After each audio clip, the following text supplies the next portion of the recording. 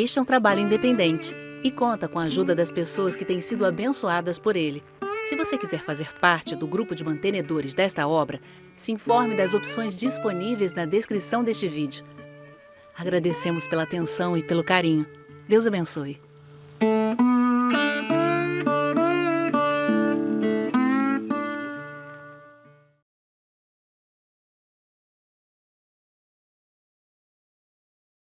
Eu coloco isso aqui no meu site, no meu canal do YouTube, no meu aplicativo, em todos os cantos, o pessoal agradece muito pela oportunidade de poder aprender um pouco mais. E graças a Deus pela tecnologia que nos dá essas facilidades, né?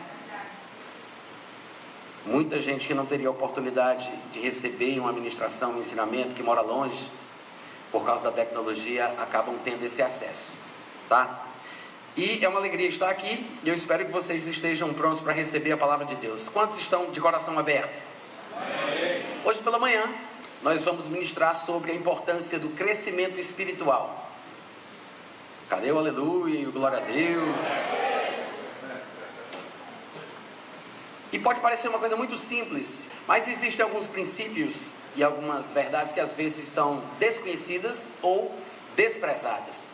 E eu quero ler inicialmente alguns versículos que eu separei que falam explicitamente sobre o crescimento.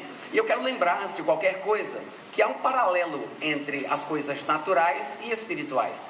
A Bíblia faz inclusive comparações do crescimento da criança com o crescimento espiritual do cristão. Em 1 Pedro capítulo 2, versículo 2, ele diz o seguinte: desejai ardentemente, como crianças recém-nascidas, ele diz, como crianças recém-nascidas, o genuíno leite espiritual, para que por ele vos seja dado crescimento para a salvação. Então, ele está comparando o crescimento natural com o crescimento espiritual. Há muitos textos que fazem esse tipo de comparação.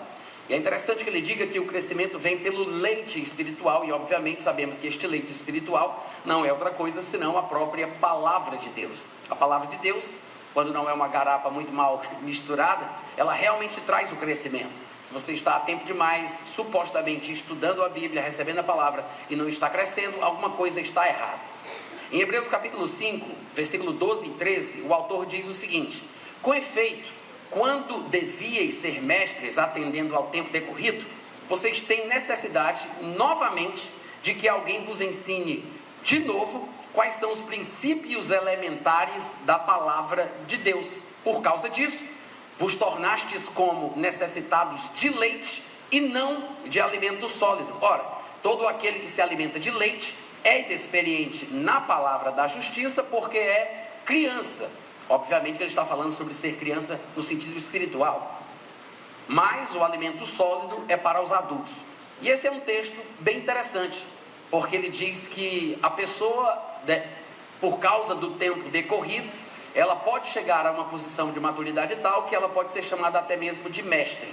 Quando ele fala sobre isso, ele não está falando sobre o dom do ministério para ensinar a palavra. Nós sabemos que há pelo menos 5 dons ministeriais que poderíamos citar pelo nome, que são mencionados claramente em Efésios capítulo 4, do versículo 7 em diante, em 1 Coríntios capítulo 12, do versículo 28 em diante, em Romanos 13, do versículo 2 em diante. E esses dons ministeriais são o apóstolo, o profeta, o evangelista, o pastor e o mestre. Mas quando ele diz aqui sobre ser mestre, ele não está falando sobre o dom de ministério. Ele está falando desta maturidade cristã básica, pela qual eu posso reproduzir o cristianismo que eu estou vivendo na vida de outras pessoas. Se os crentes, de uma forma geral, alcançassem essa maturidade, porque o texto está falando de maturidade, não haveria sobrecarga sobre os ministros, as lideranças, os pastores da igreja, porque a igreja se replicaria, se multiplicaria e se auto-ajudaria, porque as pessoas estariam maduras, ajudando os outros e não carentes, pedindo socorro o tempo inteiro, buscando o pastor, ficando magoados porque o pastor não dá atenção a elas, só dá atenção para outras, e aquela coisa toda que a gente vê dentro da igreja o tempo inteiro por causa de meninice. Agora, só tem uma maneira de fazer as pessoas que não cresceram, mesmo tendo tido o tempo necessário ou hábil para isso, só uma maneira. Ele fala aqui: vocês têm a necessidade novamente de que alguém vos ensine de novo quais são os princípios elementares da palavra de Deus. Então, não há crescimento através de campanha de oração. por meio de campanhas de jejum, através de vigília. Crescimento espiritual só vem através de uma forma: através da santa e maravilhosa palavra de Deus. Então não pense que é um desperdício ou estar correndo em círculos ensinar de novo as mesmas coisas. Quanto mais você ensina, mais oportunidade você dá às pessoas, principalmente os desatentos, a pelo menos daquela vez prestarem atenção em algo que eles deixaram passar. E é a palavra que traz esse crescimento. A gente viu isso no primeiro versículo que eu li: desejai ardentemente o genuíno leite da palavra, que é o leite espiritual, para que por ele vos seja dado crescimento. Quantos podem dizer amém? Amém.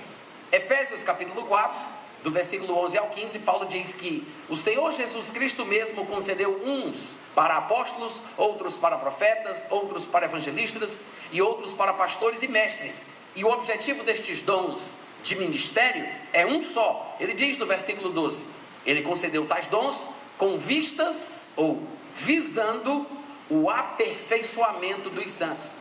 Na maioria das vezes que a palavra perfeição ou aperfeiçoamento aparece, você pode substituir por maturidade, alcançar a maturidade, porque vai dar certo. Esse é o significado pretendido, com vistas ao amadurecimento dos santos para o desempenho do seu serviço. Ou seja, os santos têm um serviço a desempenhar e eles precisam de maturidade para poder desempenhar este serviço.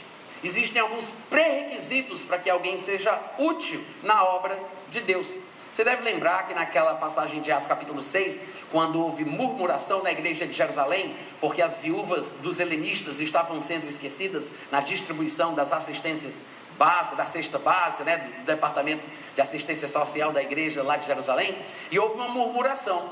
E, claro, a liderança muito madura reconheceu a sua falha e o seu erro, e aí decidiram resolver o problema. Não ficaram chamando os murmuradores de rebeldes, de filhos do diabo, não excomungaram o povo. Não, a gente errou aí nesse aspecto, vocês têm razão, mas vamos fazer o seguinte: vocês mesmos escolham 7 homens dentre vocês, que vocês reconheçam que vão ajudar, não vão se esquecer e vão fazer o serviço que a gente está deixando aquém, mas só quero que vocês escolham com base em 3 pré-requisitos: que eles sejam cheios de sabedoria, que eles tenham boa reputação e que eles sejam cheios do Espírito Santo. Ô glória! Então tem alguns pré-requisitos para fazer o serviço. Então os apóstolos, profetas, evangelistas, pastores e mestres, que foram concedidos por Jesus no momento da ressurreição, têm o objetivo de trabalhar ensinando, pregando, para que a igreja, de uma forma geral, receba o crescimento para finalmente poder desempenhar o seu serviço, para que assim haja a edificação do corpo de Cristo, até que todos cheguemos à unidade da fé e do pleno conhecimento do Filho de Deus, a perfeita varonilidade. Ele está falando sobre ser maduro. Aí ele diz: à medida da estatura da plenitude de Cristo, que é a nossa referência. Qual o nosso alvo? Até que ponto nós podemos ou devemos crescer? Aí ele diz: até a estatura da plenitude que o próprio Cristo alcançou. Vocês devem saber, Jesus ele não crescia somente por fora, ele crescia em estatura e crescia em graça. Ele aumentava em sabedoria diante de Deus e diante dos homens. A Bíblia diz que ele se robustecia em espírito, ele cresceu espiritualmente. A estatura da sua plenitude é o nosso alvo e a medida padrão que nós devemos almejar neste crescimento espiritual do qual nós estamos falando. A medida da estatura da plenitude alcançada por Cristo, para que não mais sejamos como meninos. É o terceiro texto que eu leio que fala claramente que a vontade de Deus é que não sejamos mais. Todo mundo começa como menino, né? Todo mundo que nasce de novo é um bebê espiritual, mas o objetivo de Deus não é que fiquemos parados ali. Amém, gente? Amém. Deus quer que cresçamos, Ele não quer que sejamos mais como meninos. E ele dá inclusive algumas características dos meninos: são agitados de um lado para o outro, são levados. Veja que ele fala que o menino, ele não vai por conta própria, ele deixa bem claro que ele é levado ao redor por vento de doutrina. Toda novidade faz os olhinhos dele brilhar, né? Tudo que parece novo, tudo que parece revolucionário, tudo que aparece de novidade, ele acaba se deixando engabelar por aquilo. Ele é levado por todo o vento de doutrina, pela artimanha dos homens, pela astúcia com que induzem ao erro. Mas Deus não quer que sejamos assim, pelo contrário, Ele quer que, seguindo a verdade em amor, nós cresçamos em tudo naquele que é a cabeça, que é Cristo Jesus.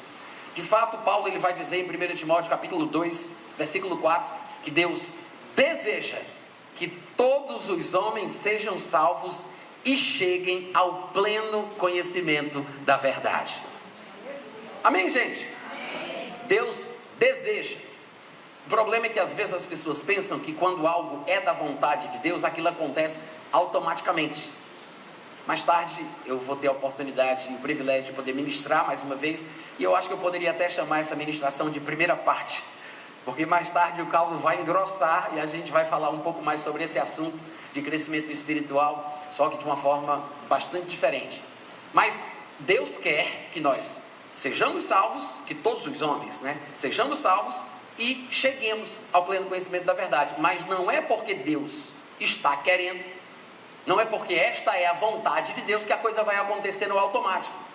Muita gente não entende isso. Não, mas se for da vontade de Deus, porque Deus escreve certo por linhas tortas, Deus dá o frio conforme o cobertor, Deus sabe o que faz, o que tiver de ser, será. Não é verdade, gente.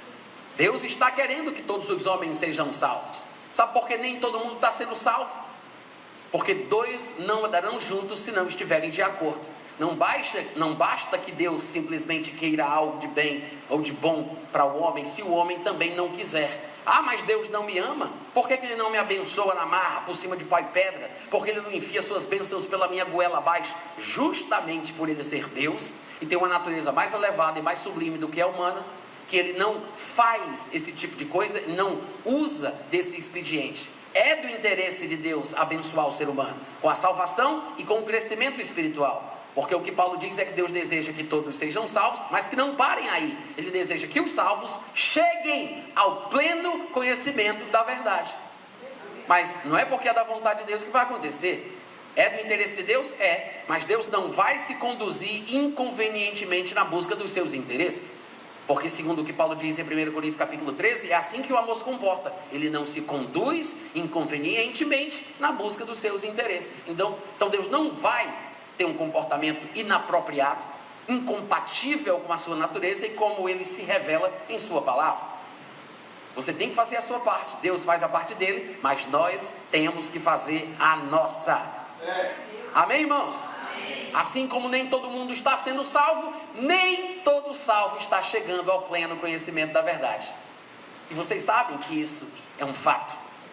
E quando eu cito 1 Timóteo 2,4, que diz que a vontade de Deus é que todos os homens sejam salvos e cheguem ao pleno conhecimento da verdade, isso não significa conhecer a verdade de forma plena e absoluta, mas significa alcançar aquela maturidade esperada, desejada, planejada por Deus. Eu li aqui pelo menos, existem mais, vocês sabem disso, mas eu li aqui o quê? Uns 3, 4 versículos falando sobre a importância e o desejo de Deus de que cresçamos. De fato, quando falamos de maturidade, há termos sinônimos ou atrelados ao conceito de maturidade. Responsabilidade é um deles, e pasme você, independência também. Muita gente tem preconceito com a palavra independência. Talvez porque na cultura cristã nós somos acostumados a falar sobre a nossa dependência de Deus, cantamos músicas que dependemos dele, e isto é bom, é saudável, tem o seu lugar, mas talvez por causa disto que fica em nosso subconsciente, nós não percebemos a importância do crescimento espiritual para que alcancemos a maturidade, assumamos as rédeas das nossas vidas em nossas mãos e sejamos independentes de uma forma completa, como Deus quer. Eu estou falando de uma independência saudável. E é tão engraçado hoje em dia, porque quando você fala independência nas comunidades cristãs, a maioria do povo já fica com preconceito, porque estão acostumados a falar sobre a dependência de Deus, e não observam que independência não é uma coisa ruim, é uma coisa boa.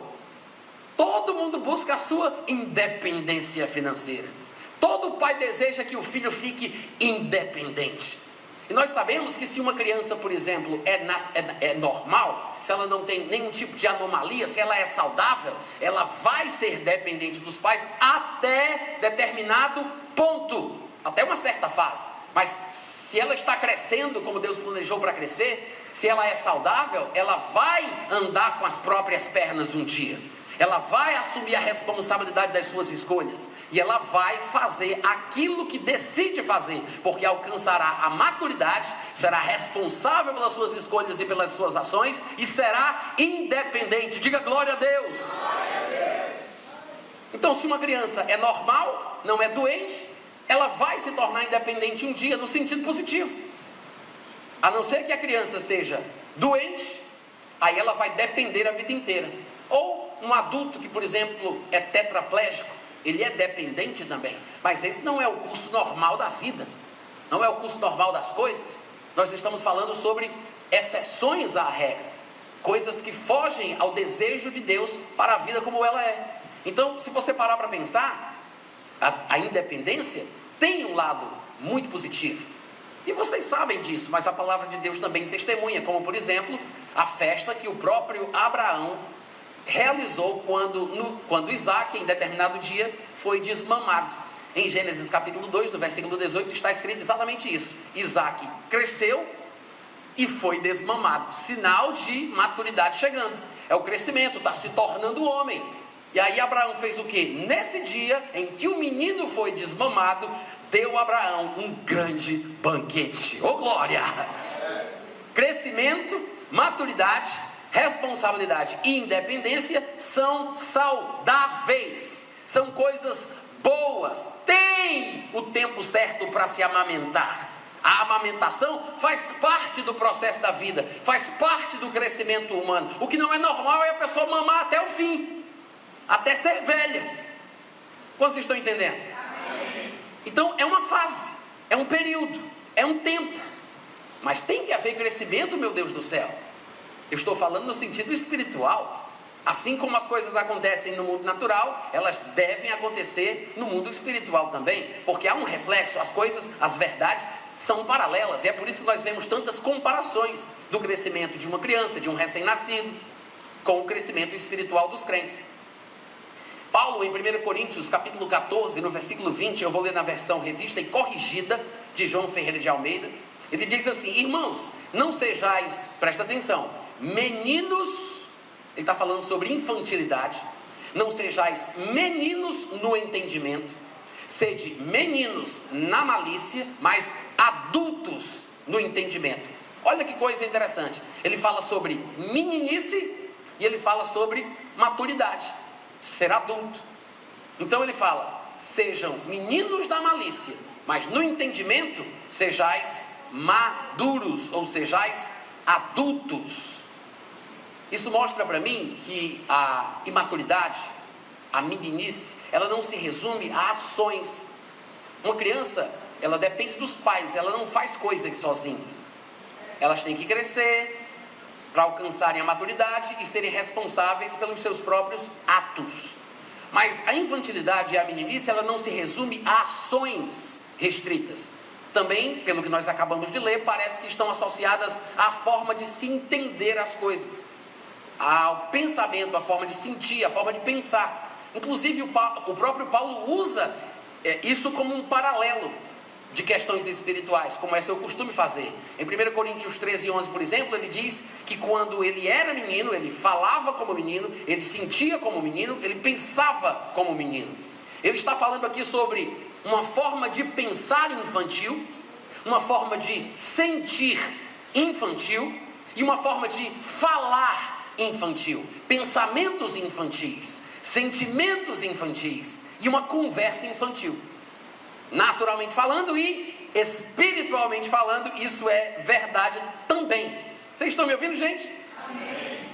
Então essa dependência espiritual muitas vezes é um sinal de imaturidade, infantilidade, de meninice.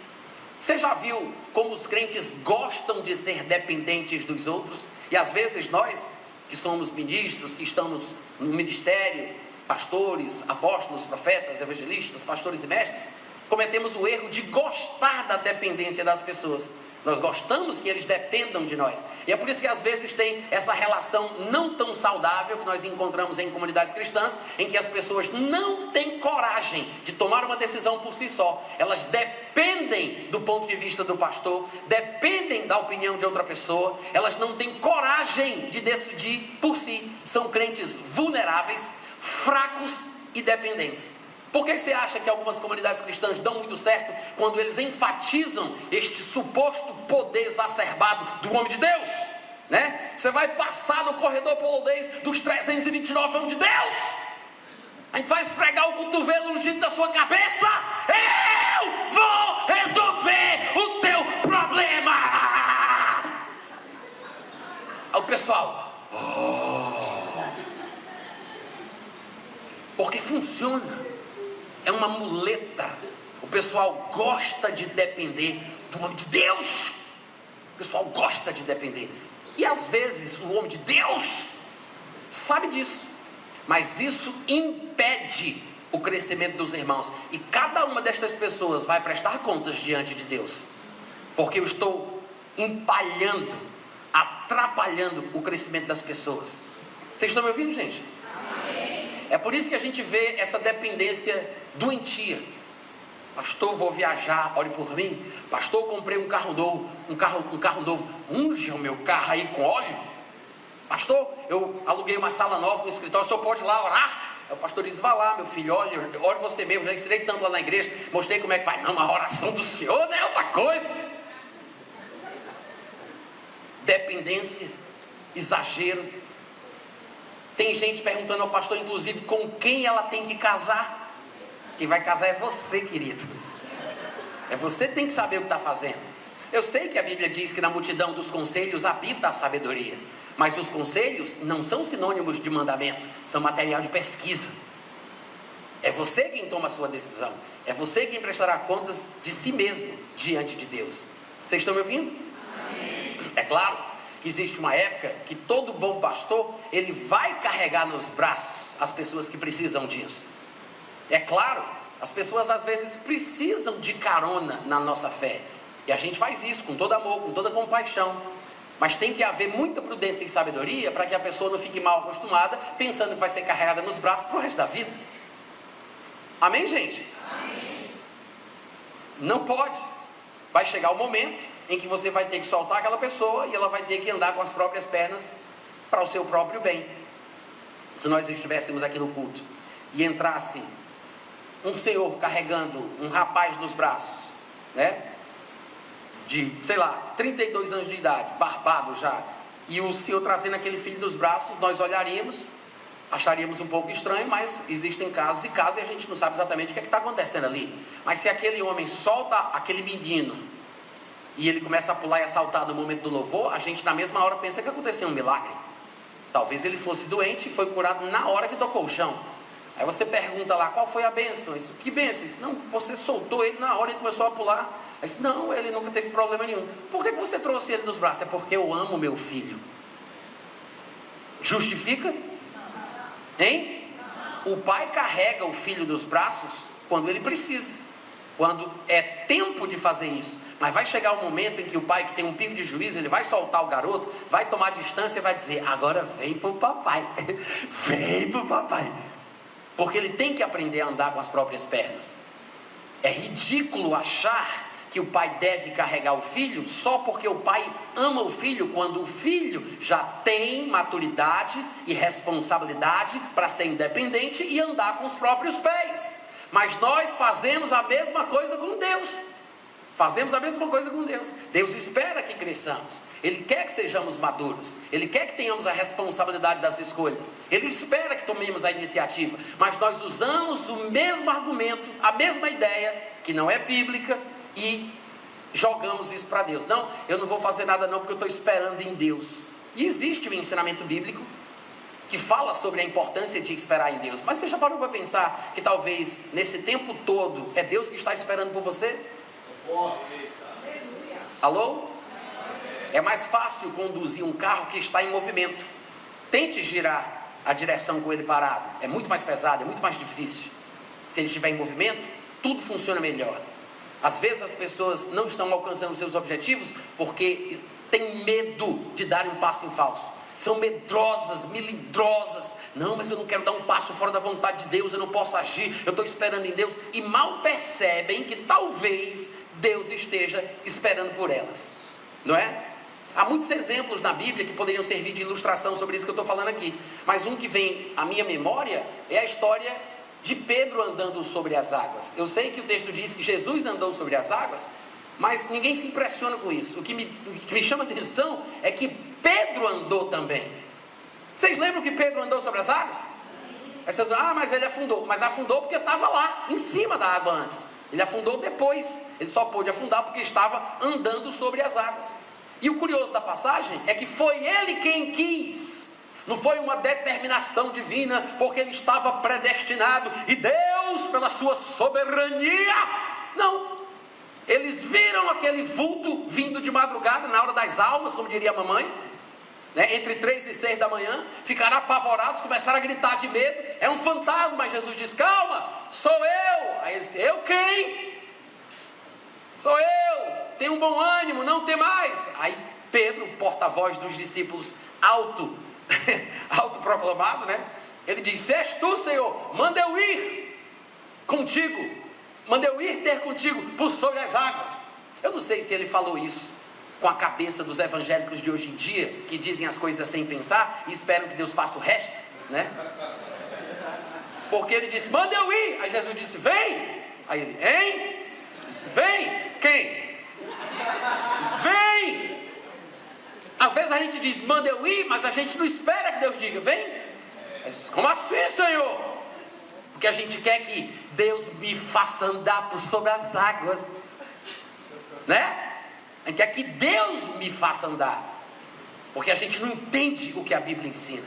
Aí Pedro, diz a Bíblia, desceu do barco, andou sobre as águas e foi ter com Jesus. Pedro desceu do barco, Pedro andou sobre as águas, Pedro foi ter com Jesus, Pedro reparou na força do vento, Pedro teve medo, Pedro começou a afundar. Aí Pedro disse, socorro, Senhor. Pedro é o protagonista. E o interessante é que quando Pedro quis fazer o que Jesus fazia, Jesus não disse, está maluco? Só eu que posso fazer as coisas que eu estou fazendo aqui, fica quietinho que eu estou chegando no barco. Não, quando ele disse, eu quero ir, eu quero andar também. Aí Jesus disse, vem. Jesus não o repreendeu pela iniciativa, Jesus não o repreendeu porque era uma coisa ousada demais para um ser humano. Ele disse, vem. Sabe qual é o momento que Jesus repreende Pedro? Quando Pedro começou a duvidar na realização do processo daquilo que ele queria. Quando ele quis andar, Jesus não repreendeu. Quando ele duvidou do que queria, quando ele duvidou do que estava fazendo no processo da realização dos seus desejos, aí Jesus repreendeu ele. Por causa da dúvida, por causa da falta de fé. Mas querer fazer não é pecado. Tomar iniciativa não tem problema. A questão é que a gente não sabe até onde a gente pode ir por conta própria, que tipo de iniciativa a gente pode ter. Nós não conhecemos o que Deus nos concedeu quando nos criou como uma duplicata e espécie da própria categoria de Deus. A gente não entende quais os limites estabelecidos por Deus em nosso favor. E às vezes a gente inclusive se atrapalha quando Deus em sua misericórdia desce ao nosso nível e nos abençoa naquele nível inferior, no começo da nossa caminhada cristã, e a gente pensa talvez que isso é uma confirmação de Deus, de que Ele quer que a gente continue assim, né? Que a gente não entende que Deus, misericordioso como Ele é, Ele desce ao nosso nível, Ele nos abençoa mesmo nos primeiros estágios da nossa caminhada cristã.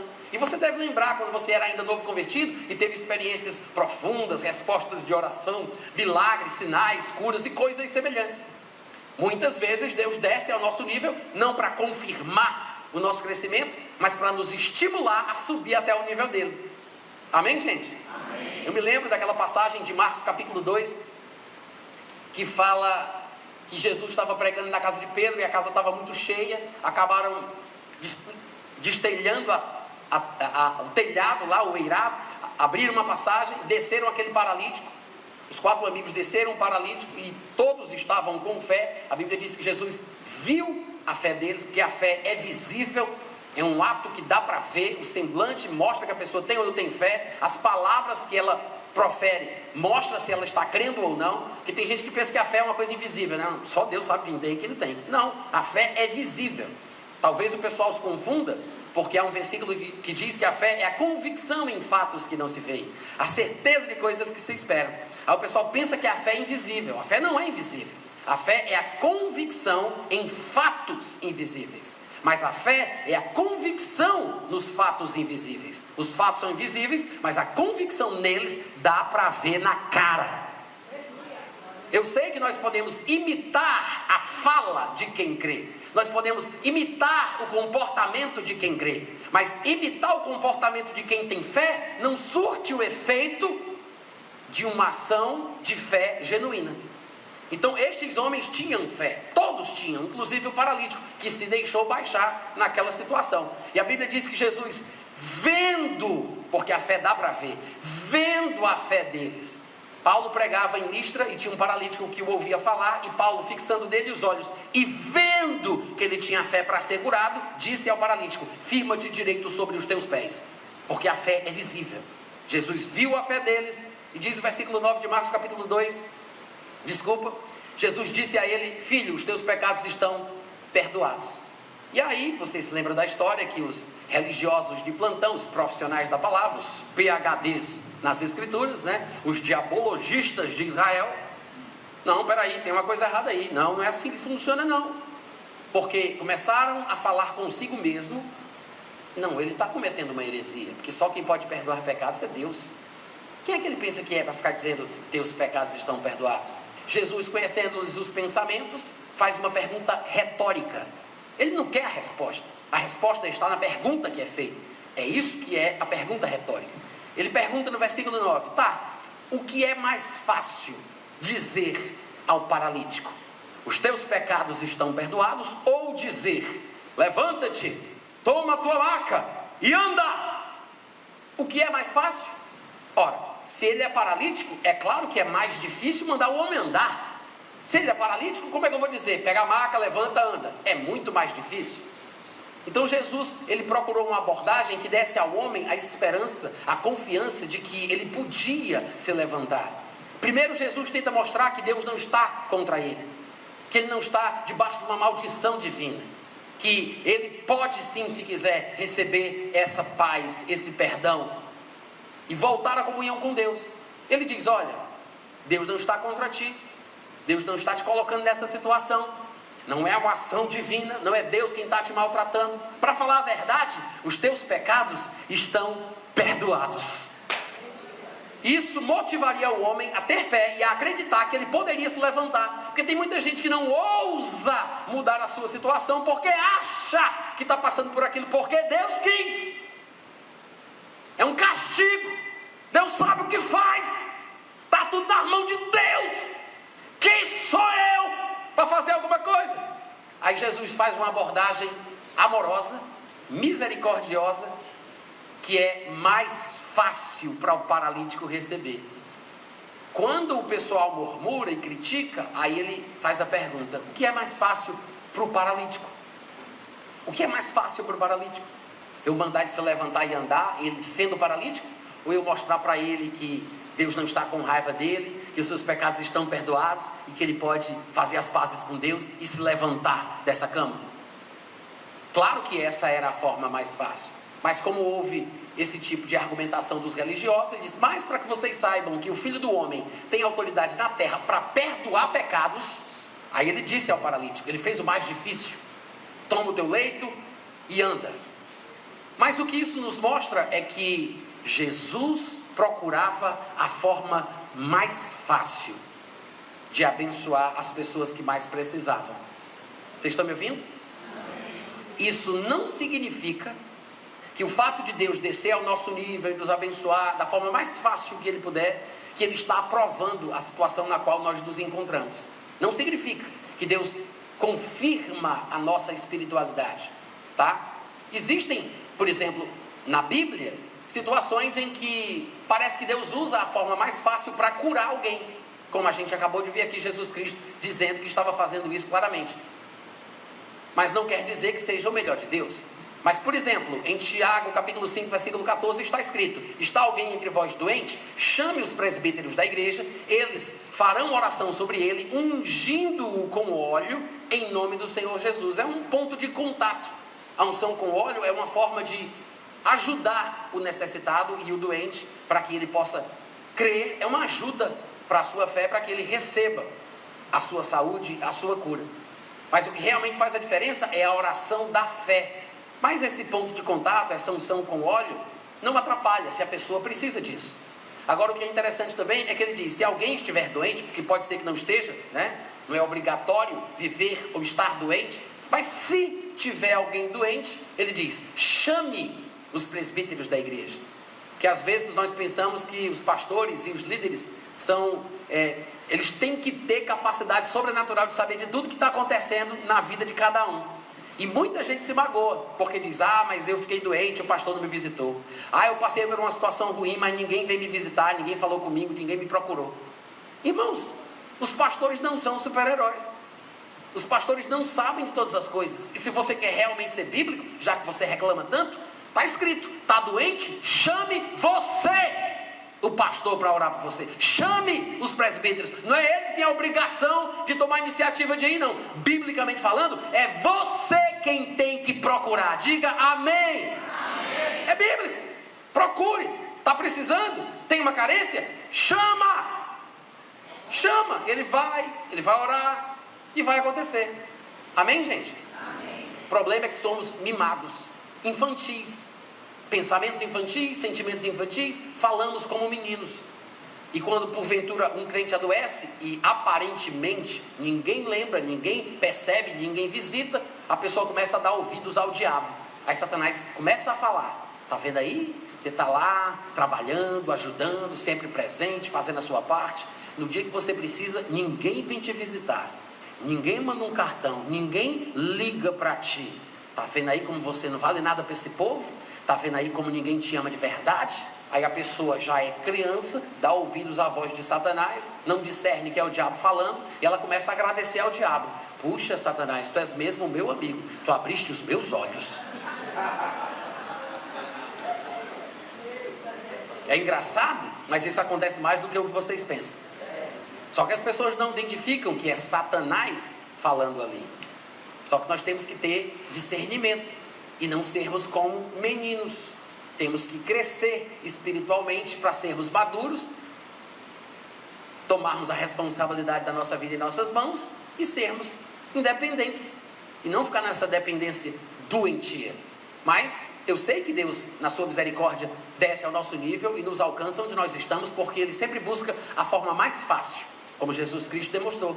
De fato, a gente vai encontrar, por exemplo, em Atos capítulo 19, no versículo 11 e 12, o registro de que Deus, pelas mãos de Paulo, fazia milagres extraordinários a ponto de levarem aos enfermos lenços e aventais do próprio uso pessoal dele, diante dos quais as enfermidades fugiam das suas vítimas e os espíritos malignos se retiravam.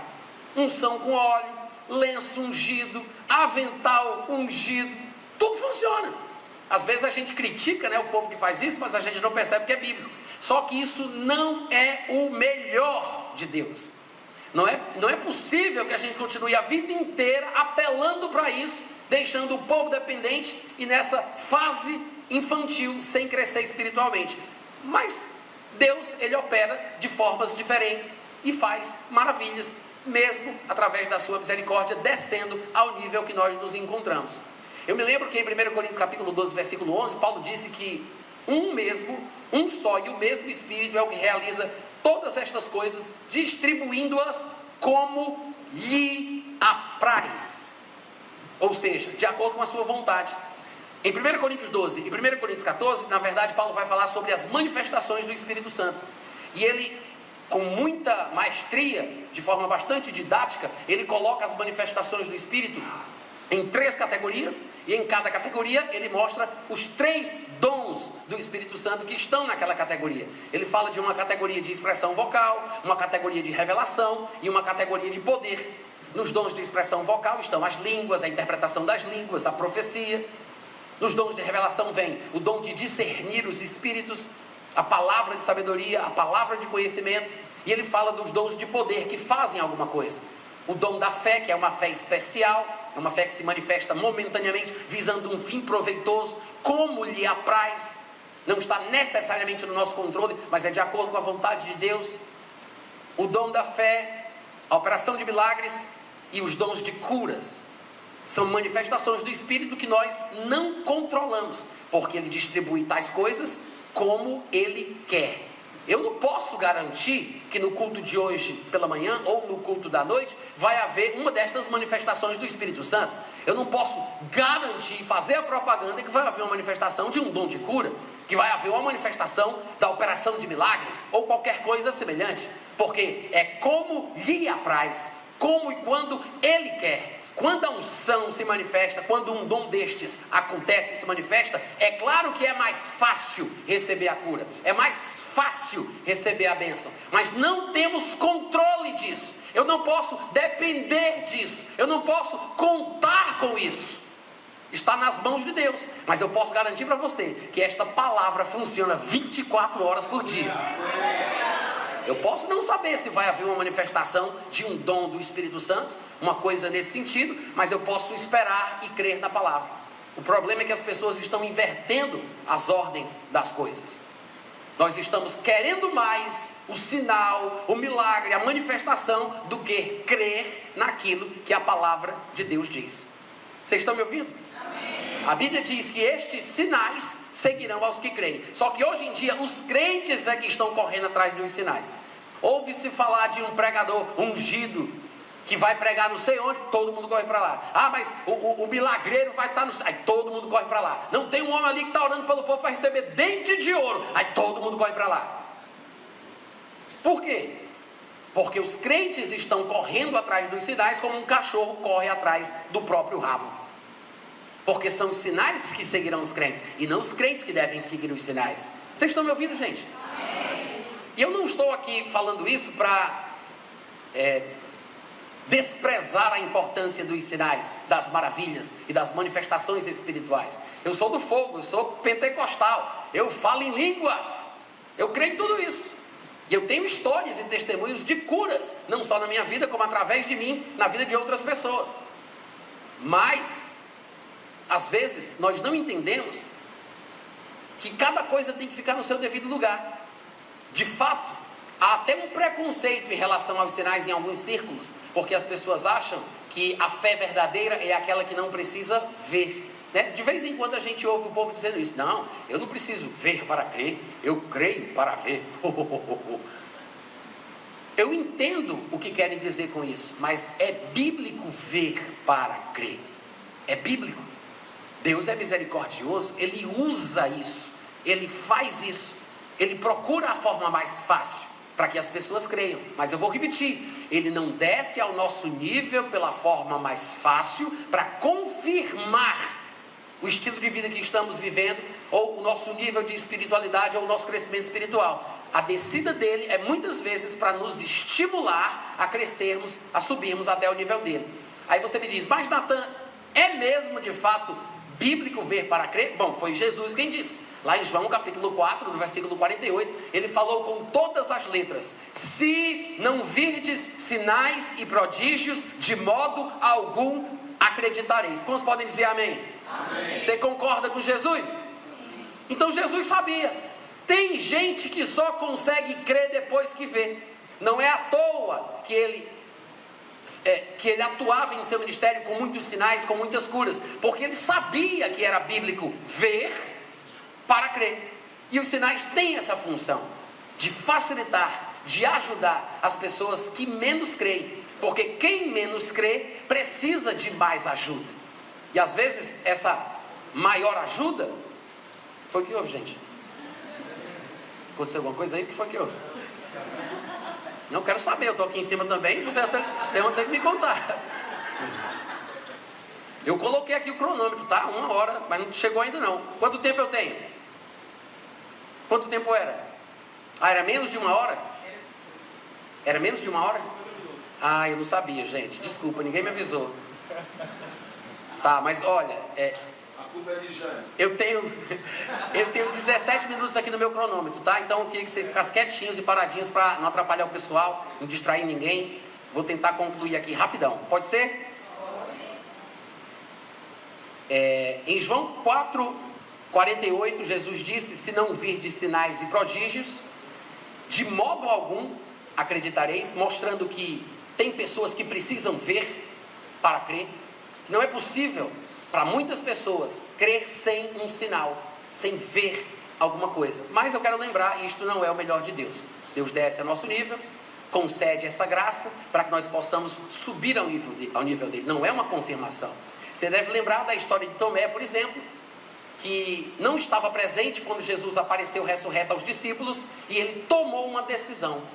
Ele disse, eu vou até ler aqui bem direitinho para eu não falar errado. No versículo 25, em João capítulo 20, ele disse, se eu não vir, ou se eu não ver, como nós diríamos hoje em dia, se eu não vir nas suas mãos o sinal dos cravos, se ali não puser o dedo e não puser a mão no seu lado, olha o que ele diz, de modo algum acreditarei. Ele decidiu isso. Ele falou, olha, eu sei que vocês estão dizendo que viram, mas eu não vi, né?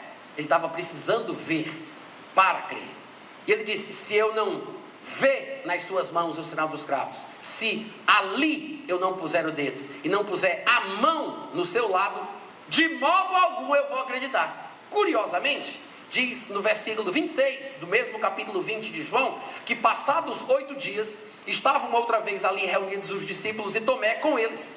Estando as portas trancadas, veio Jesus, pôs-se no meio e disse-lhes, Pai seja convosco. E logo disse a Tomé. Ou seja, ele vai agora tratar com Tomé tintim por tintim das coisas que Tomé exigiu para que decidisse crer.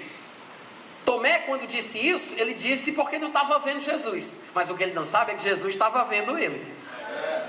Ele ousou dizer aquilo, né? Com toda petulância, eu não vi, eu não estava aqui. Vocês estão dizendo que viram, mas eu não vi.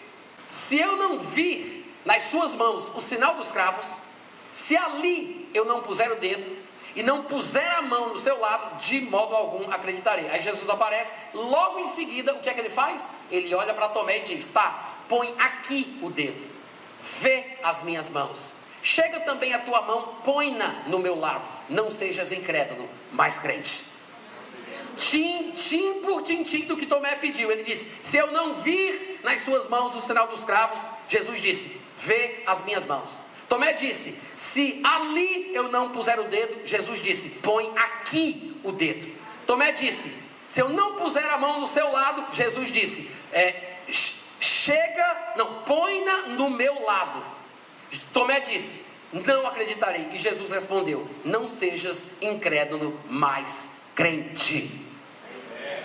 Aí Tomé disse, Senhor meu, Rei meu, aquela coisa toda, e Jesus reconheceu que ele estava crendo de verdade. Em João 20, ele vai dizer para ele, um pouquinho mais para frente, porque me viste, crestes, bem-aventurado os que não viram e creram.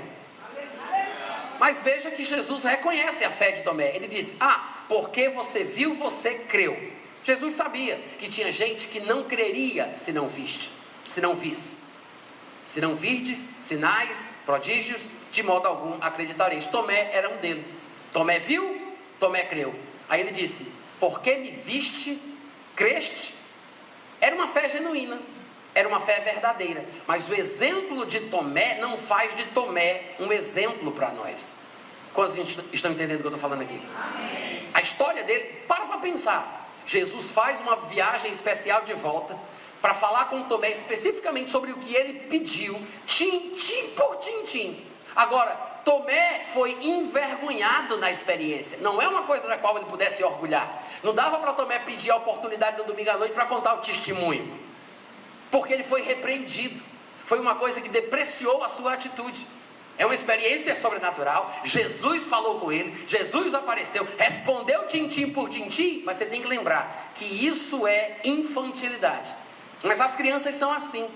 Elas não têm a capacidade do adulto, essa capacidade de abstração para valorizar a importância das palavras. Elas precisam sentir, pegar, morder, tem que ouvir o barulhinho, ver coisas coloridas e brilhantes. É uma característica da infantilidade. Vocês entendem o que eu estou dizendo? Amém. Da mesma forma, irmãos, nós precisamos pegar este exemplo e crescer espiritualmente, buscando o melhor de Deus. Quando Jesus disse, porque me viste crestes, bem-aventurados os que não viram e creram, ele não estava falando de nós, tá? Essa é a forma que a maioria do povo interpreta, né? Bem-aventurado quem não viu, quem não viu, mas creu. Aí o pessoal pensa, é a gente, porque nós não vimos, a gente teve a sorte de nascer muito tempo depois de Jesus ter morrido, então automaticamente nós já estamos no pacote dos mais abençoados. Já que eu não vi, graças a Deus, né? Não é esse o significado. Ele está falando de pessoas que não viram naquela época, contemporâneos de Tomé e de Jesus. Ele não está falando do futuro. Observe a conjugação verbal. Bem-aventurado, isso é ele falando para Tomé. Bem-aventurados os que não viram e creram. Ele não está falando dos que não verão, ó tio. Ele não está falando dos que não verão, mas crerão. Ele está falando dos que não viram no passado e não dos que não verão no futuro, se referindo a nós. Quando ele queria falar de pessoas crentes do futuro, ele sabia como fazer. Ele disse isso em João 17, quando ele orava pelos discípulos. Ele falou, eu não oro somente por estes, mas oro também por aqueles que vierem a crer em mim, por intermédio da sua palavra. Neste momento, quando ele diz bem-aventurados os que não viram e creram, ele não está falando da gente. Porque alguns de nós do futuro, que não vimos Jesus porque estamos numa época diferente, somos como Tomé. Dependemos de sinais, dependemos de algo que seja visto, ainda somos infantis, crianças espirituais. Então nós nos encaixamos na categoria de Tomé. Eu não sou bem-aventurado ou mais bem-aventurado que Tomé, porque eu tive a sorte de não ver, graças a Deus. Não, não é isso. Você precisa crer na palavra de Deus. É ela que vai te dar o crescimento, é ela que vai te fazer alcançar o nível de maturidade esperado por Ele. Deus te abençoe, que você cresça espiritualmente e seja uma bênção para as pessoas ao teu redor, em nome de Jesus. Amém.